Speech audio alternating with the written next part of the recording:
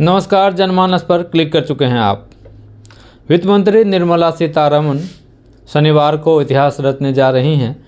निर्मला सीतारमण लगातार 8वां बजट पेश करेंगी। उन्होंने पहला बजट 2019 में पेश किया था। 2020 में उन्होंने 2 घंटे 42 मिनट तक बजट भाषण दिया। यह बजट भाषण सबसे लंबा था, जिसका रिकॉर्ड अब तक कायम है। 1 फरवरी 2025 को केंद्रीय वित्त मंत्री निर्मला सीतारमण देश का बजट पेश करेंगी। यह उनका लगातार 8वां बजट होगा। 2019 से लगातार निर्मला सीतारमण बजट पेश कर रही हैं। इससे पहले किसी ने भी लगातार 8 बार बजट पेश नहीं किया है। पूर्व केंद्रीय मंत्री पी चिदम्बरम और प्रणब मुखर्जी 9 बार और 8 बार बजट पेश कर चुके हैं, लेकिन वह लगातार नहीं था। इसके साथ ही उन्होंने अलग अलग प्रधानमंत्रियों के कार्यकाल में बजट पेश किया था। बजट पेश होने से एक दिन पहले यानी कि आज देश का इकोनॉमिक सर्वे पेश किया गया लोकसभा में। वित्त मंत्री निर्मला सीतारमण ने साल 2025, 24 और 25 का इकोनॉमिक सर्वे लोकसभा में पेश किया। इस सर्वे रिपोर्ट में अगले वित्त वर्ष के लिए देश का जीडीपी वृद्धि दर 6.3% से 6.8% के बीच रहने का अनुमान लगाया गया है। वहीं जीएसटी कलेक्शन में भी 11% की बढ़ोतरी होने का अनुमान लगाया गया है। इकोनॉमिक सर्वे में कहा गया कि 2047 तक विकसित भारत बनाने के लिए 8% की दर से ग्रोथ जरूरी है। सर्विस सेक्टर में वर्तमान वित्त वर्ष की पहली छमाही में 7.1% की बढ़ोतरी हुई है। जुलाई से नवंबर तक 2024 के बीच केंद्र सरकार का पूंजीगत व्यय 8.2% बढ़ा है और इसमें और तेजी आने की उम्मीद है।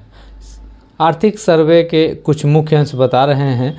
सर्वेक्षण में बताया गया है कि वैश्विक अनिश्चितता के बावजूद वित्त वर्ष 2025 में भारत की वास्तविक जीडीपी वृद्धि दर 6.4% दशकीय औसत के करीब बनी हुई है। सर्वेक्षण में कहा गया है कि कुल आपूर्ति के नज़रिए से वास्तविक सकल मूल्यवर्धन में भी वित्त वर्ष 2025 में 6.4% की वृद्धि होने का अनुमान है। सर्वेक्षण दस्तावेज के अनुसार सभी क्षेत्र में अच्छा प्रदर्शन हो रहा है। कृषि क्षेत्र मजबूत बना हुआ है, जो लगातार रुझान के स्तर से ऊपर चल रहा है। इंडस्ट्रियल क्षेत्र में भी महामारी से पहले की स्थिति से ऊपर अपनी स्थिति बना ली है। हाल के वर्षों में मजबूत विकास दर ने सेवा क्षेत्र को उसके रुझान के स्तर पर ला दिया है। सर्वेक्षण में बताया गया है कि खुदरा महंगाई वित्त वर्ष 2024 में 5.4% से घटकर अप्रैल दिसंबर 2024 में 4.9% हो गई। इसमें कहा गया कि चुनौतियों के बावजूद भारत में महंगाई प्रबंधन के लिए सकारात्मक संकेत है।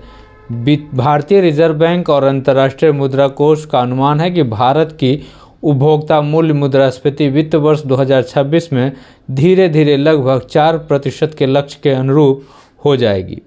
सर्वेक्षण में कमर्शियल बैंकों के जीएनपीए अनुपात में लगातार गिरावट पर भी प्रकाश डाला गया है।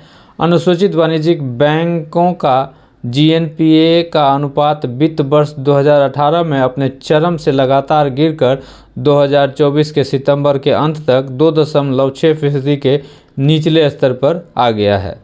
सर्वेक्षण के अनुसार वित्त वर्ष 2025 में भारत का gross foreign direct investment inflow फिर से बढ़ गया है, जो वित्त वर्ष 2024 के पहले 8 महीने में 47.2 बिलियन डॉलर से बढ़कर वित्त वर्ष 2025 की समान अवधि में 55.6 बिलियन डॉलर हो गया, जो कि पिछले साल की तुलना में 17.9% अधिक है। कृषि और संबद्ध गतिविधियों के क्षेत्र को भारतीय अर्थव्यवस्था की रीढ़ बताते हुए सर्वेक्षण में इस बात पर भी प्रकाश डाला गया कि यह क्षेत्र मौजूदा कीमतों पर वित्त वर्ष 2024 के लिए देश के सकल घरेलू उत्पाद में लगभग 16% का योगदान दिया है।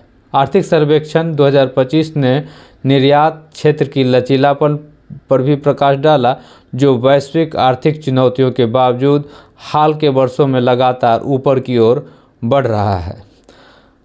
अब सभी को शनिवार को होने वाले वित्त मंत्री के बजट भाषण का इंतजार है। इस बार बजट में कई बड़े ऐलान होने की संभावना है। महिला और युवाओं को निर्मला सीतारमण अपने बजट में क्या गिफ्ट देती हैं, ये देखना है। वहीं टैक्स पेयर और किसानों के लिए भी इस बजट में क्या खास है, ये तो कल ही पता चलेगा।